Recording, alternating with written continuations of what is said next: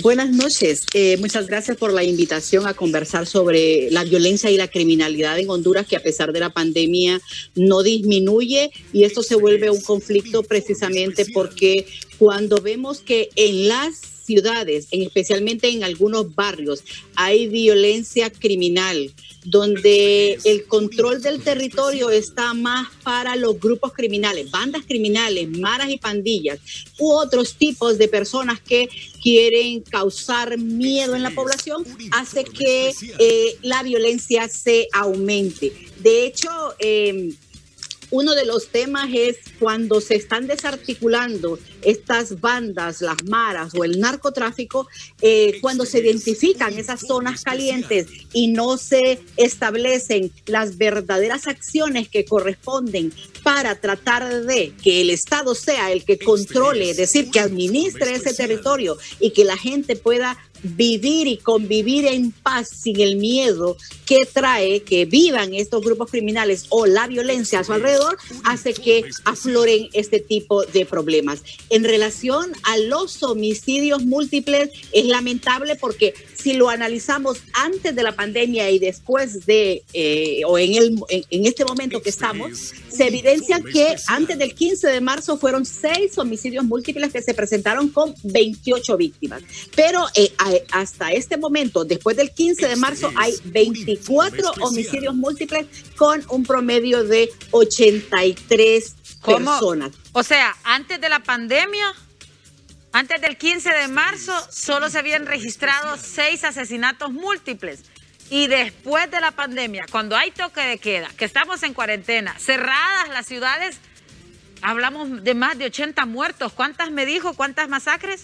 24 homicidios múltiples con 83 víctimas. Y esto es lamentable porque si lo analizamos en qué momento ocurren, es en el día, y en segundo lugar es el fin de semana. Cuando estamos encerrados, cuando estamos confinados en el hogar, las actividades criminales no han parado. Y esto se vuelve un problema porque si lo vemos en qué mes es donde más han ocurrido los homicidios múltiples, en primer lugar está el mes de julio con 7 eventos, pero seguido del mes de mayo con 5 eventos, y ahora en el mes de agosto ya van 4 eventos o escenas donde pierden la vida más de 3 personas.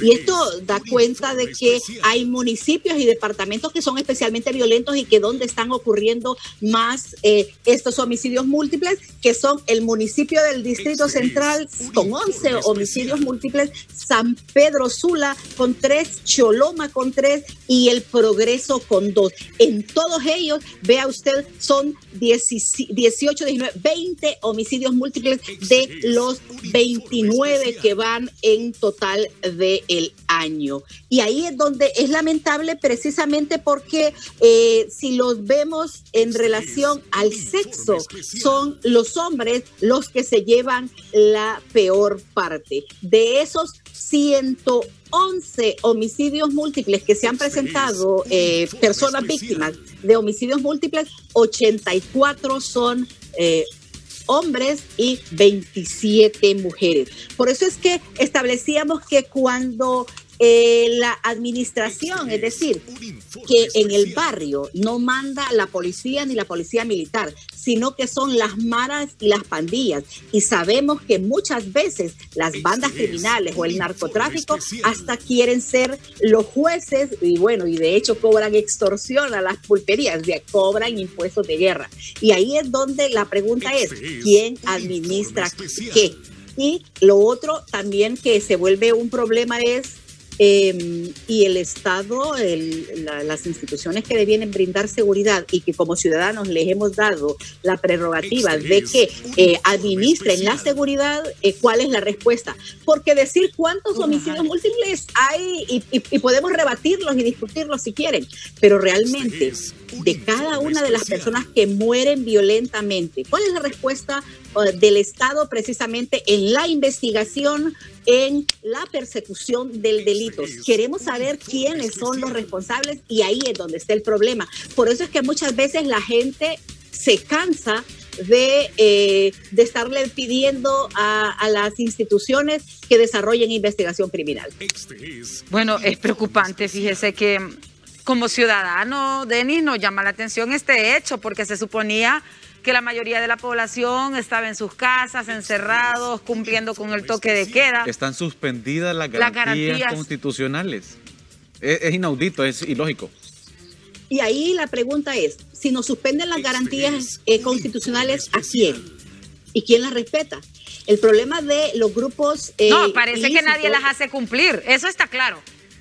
Y que los grupos organizados, que muchos de ellos son transnacionales, no respetan ni las leyes ni las autoridades que hacen cumplir esas leyes. Y ahí es donde está el problema. Y podemos hablar de que tienen mucho mejores armas y mejor logística que las instituciones del Estado, pero se ha fortalecido la institucionalidad en los temas de democracia y seguridad y defensa en el país, precisamente para que den resultados. Por eso es que no se vale en este momento que las autoridades no desarrollen la persecución del delito, pero en principio que investiguen y después capturen, porque ese es el problema, cuando ya los dejas libre y no puede ser solo un show para decir sí, para que la población vea que estamos haciendo algo. No, es que realmente deben hacerlo, porque como ciudadanas y cuando somos víctimas de la violencia, cuando nuestros familiares han perdido la vida, la pregunta es,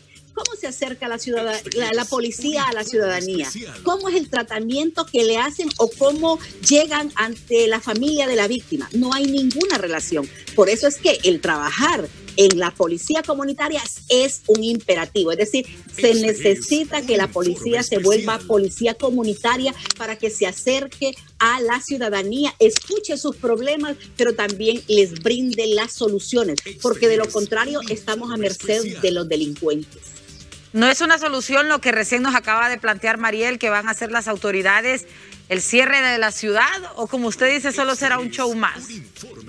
Mire, cuando reacciona la autoridad a represión, la reacción ante el delito es la represión, cierre, lanzar bombas lacrimógenas o eso lo que hace es la disuasión del delito, pero realmente la prevención y el control, pero no el control de cerrar ciudad, ¿no?, sino de desarrollar la investigación y saber quiénes son los responsables de los delitos. Ahí es donde es necesario que avancen, porque esa es la respuesta que espera la ciudadanía. Porque vea usted, hay más de 80,000 homicidios que han ocurrido desde que el observatorio tiene base de datos.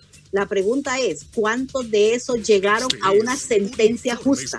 ¿Cuál es la respuesta que le han dado a la ciudadanía? Por eso es que no solo es cuántos hay, sino cuál es la respuesta. Y esas son las consultas que hay que hacerle a la autoridad.